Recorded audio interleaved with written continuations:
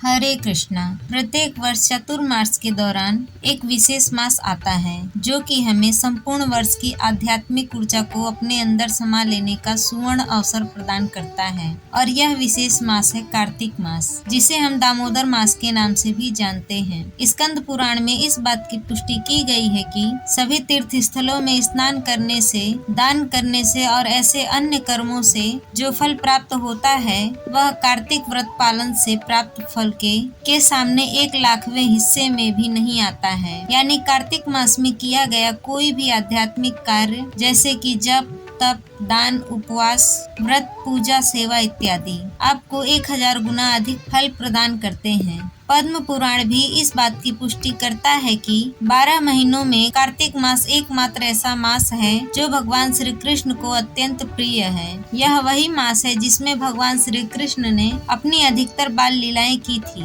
जैसे कि अष्टासुर का वध, राधा कुंड और श्याम कुंड का प्राकट्य, गोवर्धन धारण करने की लीला, बहुला अष्टमी, माता यशोदा द्वारा उखल में बंद कर नल कुबेर और मणिग्रीव के उद्धार की लीला, महाराज की लीला इत्यादि। सिर्फ इतना ही नहीं, यह कार्तिक मास ही है जिसमें भगवान की प्रिया भक्ति प्रदायिनी तुलसी देवी का प्राकट्य भी हुआ था और शालिग्राम जी के साथ उनका विवाह भी इसी पवित्र कार्तिक मास में किया जाता है। कार्तिक मास विशेषकर राधा रानी को अत्यंत प्रिय है और इसीलिए इस मास की अधिष्ठात्री देवी श्रीमती राधा रानी है। अगर कोई इस मास में उनकी पूजा अर्चना करता है, उनके गुणगान गाता है, उनकी कथा का श्रवण करता है तो भगवान श्री कृष्ण उस व्यक्ति पर अत्यंत प्रसन्न होते हैं। इसीलिए कार्तिक मास के व्रत को ऊर्जा व्रत भी कहा जाता है और यही कारण है कि इस विशेष मास में की गई भक्ति का फल 1000 गुना मिलता है। और इससे भी सुखद आश्चर्य की बात तो यह है कि इस मास में अर्जित किया गया फल प्रत्येक जन्म में हमारे साथ रहता है, यानी कि वह अक्षय बन जाता है। इसीलिए जो भी व्यक्ति अपनी भक्ति में प्रगति करना चाहते हैं तो उनके लिए यह कार्तिक मास सुवर्ण अवसर के समान है। तो आइए अब हम देखते हैं कि इस कार्तिक मास का पालन करने की संपूर्ण विधि क्या है। तो देखिए, जब हम कोई भी व्रत का पालन करते हैं तो सबसे पहले आवश्यकता होती है भगवान के समक्ष उस व्रत का संकल्प लेना, क्योंकि संकल्प के द्वारा ही आप अपनी निष्ठा और प्रतिबद्धता का प्रमाण देते हैं। संकल्प लेने के लिए कार्तिक मास के पहले दिन प्रातः ब्रह्म मुहूर्त में उठकर स्नान करने के बाद, अपनी दैनिक पूजा करने के बाद, अपने दाहिने हाथ में गंगा जल लेकर भगवान के समक्ष जाकर इस कार्तिक मास के व्रत की संकल्प लेते हुए प्रार्थना कीजिए,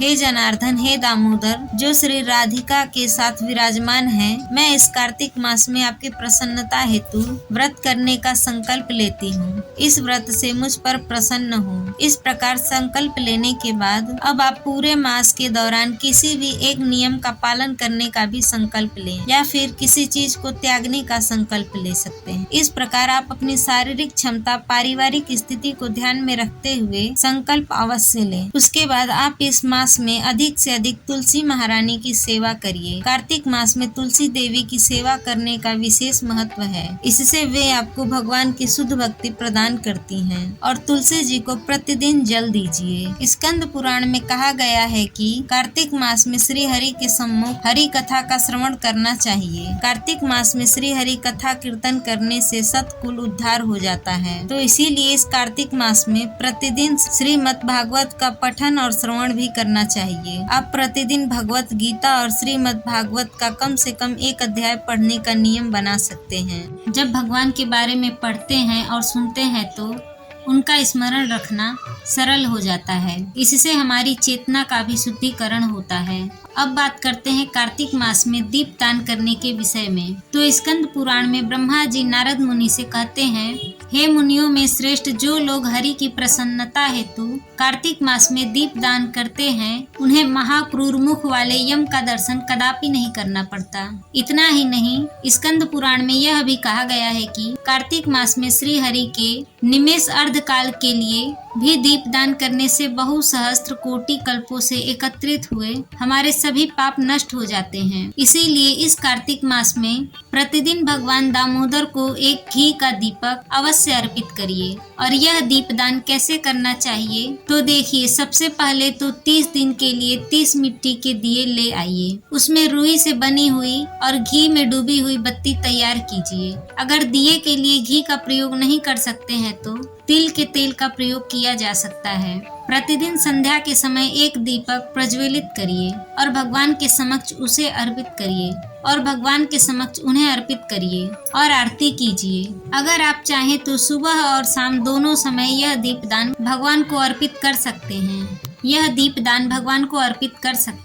अगर प्रातः काल में नहीं कर सकते हैं तो संध्या के समय में प्रतिदिन अवश्य ही करना चाहिए। दीपदान करते हुए आप दामोदर अष्टकम का पाठ कर सकते हैं। इस्कॉन के प्रत्येक मंदिरों में पूरे कार्तिक मास में संध्या आरती के बाद दीपदान, दामोदर अष्टकम और गोपी गीत गाया जाता है। अगर आपके आसपास भी कोई इस्कॉन मंदिर है तो इस मास में संध्या के समय वहां अवश्य जाइए और आप अनुभव करेंगे कि संध्या कार्यक्रम में आपको एक दिव्य अनुभव होगा जो आपने पहले कभी नहीं किया होगा। तो इसीलिए संभव हो तो वहां जाकर दीपदान कर सकते हैं। भक्ति रसामृत सिंधु में कहा गया है कि अगर कोई निष्ठा रहित व्यक्ति भी कार्तिक मास में मथुरा मंडल में रहकर विधि पूर्वक भगवान की पूजा या भक्ति करता है तो उसे भगवान की व्यक्तिगत सेवा प्राप्त होती है। इसीलिए इस मास में पवित्र तीर्थ धर्मों की यात्रा करने का भी विशेष महत्व है, जैसे कि मथुरा, वृंदावन, द्वारिका, जगन्नाथपुरी, मायापुरी इत्यादि। इस मास में गंगा, यमुना, गोदावरी, कावेरी, नर्मदा इत्यादि पवित्र नदियों में स्नान करना चाहिए।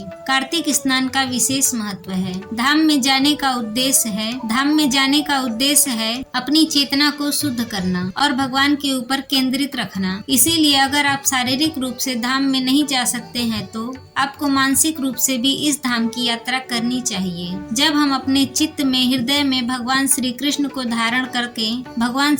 को धारण करके सदैव वृंदावन धाम या फिर किसी अन्य धाम का स्मरण करते हैं तो उससे भी हमें धाम वास का उतना ही फल प्राप्त होता है। अगर आप निष्ठा पूर्वक इस कार्तिक व्रत का पालन करना चाहते हैं तो अपने भोजन में से तामसिक और राजसिक पदार्थों का त्याग कर दीजिए, जैसे कि चाय, कॉफी, लहसुन, प्याज, ज्यादा तेल या फिर मसाले वाली चीजें, मांसाहार, नशा, अधिक तीखा भोजन या फिर बासी भोजन, इन सभी चीजों का त्याग इस मास में अवश्य करना चाहिए। बाहर का भोजन भी बंद करना चाहिए। आपके आहार से ही आपकी चेतना शुद्ध रहती है। हम जैसा भोजन लेते हैं वैसे ही हमारी मानसिक चेतना बनती है। अधिक तामसिक आहार खाने से आपके अंदर अधिक क्रोध, ईर्ष्या, झगड़ा करने की प्रवृत्ति, लोभ, काम, वासना इत्यादि अनर्थ बढ़ जाते हैं। इसीलिए इस कार्तिक मास में जितना सात्विक भोजन लेंगे उतनी ही आपकी चेतना शुद्ध बनेगी। और सबसे महत्वपूर्ण, इस मास में प्रयास करें कि भगवान को अर्पित किया हुआ भोजन ही ग्रहण करें। तो यह थी कार्तिक मास का पालन करने की संपूर्ण व्रत विधि। हमें आशा है कि इससे आपको उपयोगी जानकारी मिली होगी। वीडियो पसंद आई हो तो वीडियो को लाइक जरूर करें।